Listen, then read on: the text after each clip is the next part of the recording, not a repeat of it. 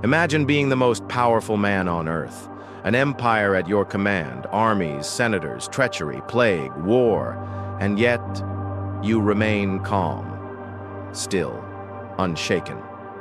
This was Marcus Aurelius, emperor of Rome, philosopher of the soul. While others drowned in luxury, corruption, and chaos, he looked inward. He practiced a philosophy that was not just about thoughts, but survival. That philosophy was Stoicism, and at its heart lies a simple but life-changing idea.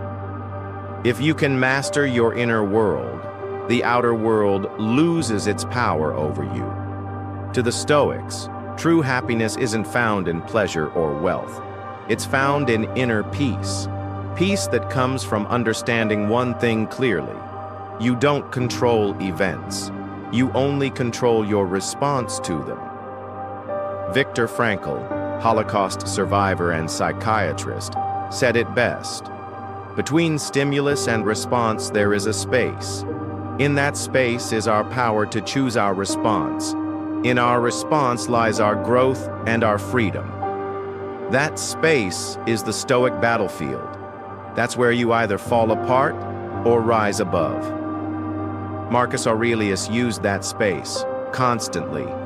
He was surrounded by betrayal, sickness, death, endless pressure. But he trained his mind to pause, to step back. And in that pause, he became untouchable, because he knew what happens outside you is not what sinks you, it's what gets inside. A ship doesn't sink because of the water around it. A ship sinks because of the water that gets in it. Don't let what's happening around you get inside you and weigh you down. Stoicism teaches you how to seal the hull of your soul. The first practical lesson from Marcus Aurelius is deceptively simple. Do less. Not in the sense of being lazy, but in being focused.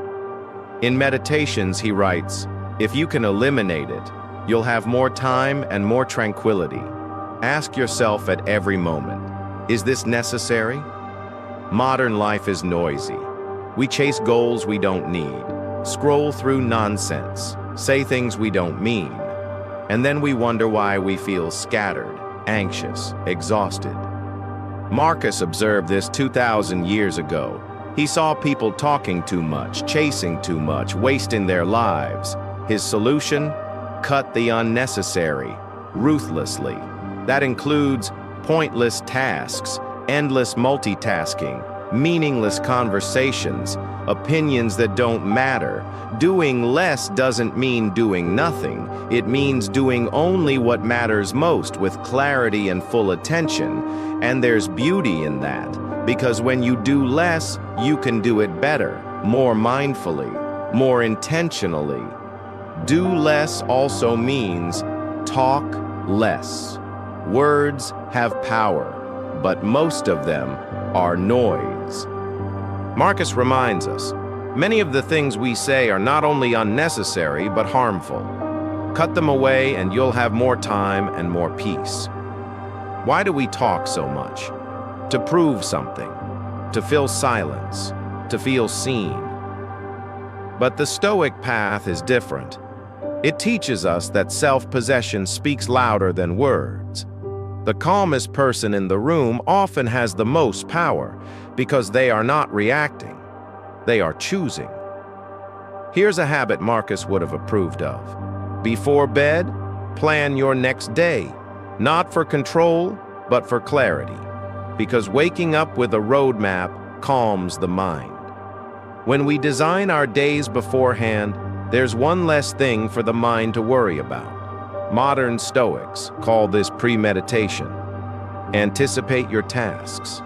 See your challenges coming. Prepare your mind so you don't react blindly. This isn't just productivity advice. It's spiritual armor. Every prepared morning becomes a Stoic morning. In the next part, we'll go deeper into the second and third Stoic pillars from Marcus Aurelius. Inner retreats, how to find silence inside your soul. The truth of impermanence, and why remembering death is the path to peace. We'll also explore how change is not your enemy, but your teacher. Sometimes we think we need to escape from the noise, from the pressure, from people, from life. So we run to vacations, mountains, oceans, weekends, substances, distractions. But Marcus Aurelius, a man who could escape anywhere in the world, said, "People try to retreat to the country, to the beach, or to the mountains. You always wish for that kind of escape, and yet you can retreat into yourself anytime you want. The most peaceful place isn't a tropical island, it's the inner fortress of your mind. There you can find silence, even in a storm. There you can reflect, even in chaos." Marcus taught that when life gets overwhelming, you don't need to change your location. You need to change your state. Close your eyes, breathe, withdraw from noise. Ask yourself, what really matters right now? What can I control? What am I making worse by resisting? These tiny inner escapes are more powerful than any holiday because they build the skill of self-possession.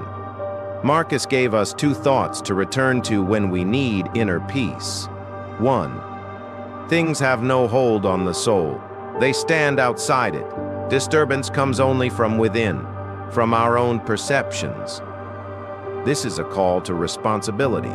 Nothing, no insult, no crisis, no comment, can disturb you unless you let it inside. You are the gatekeeper of your mind. Don't hand that gate to others. Don't let small problems rent space in your head. 2. Everything you see will soon alter and cease to exist. The world is nothing but change. Our life is only perception. This is the Stoic lens. Everything is temporary. No pain lasts forever. No success is permanent. No possession is truly yours. This isn't meant to make you numb. It's meant to make you free. This moment, gone in an instant. The Stoics remind us, memento mori, remember death. Not to be morbid, but to wake up. To stop wasting time on what doesn't matter. To stop fearing things that pass like shadows. The infinity of past and future gapes before us, a chasm whose depths we cannot see. So it would take an idiot to feel self-importance or distress.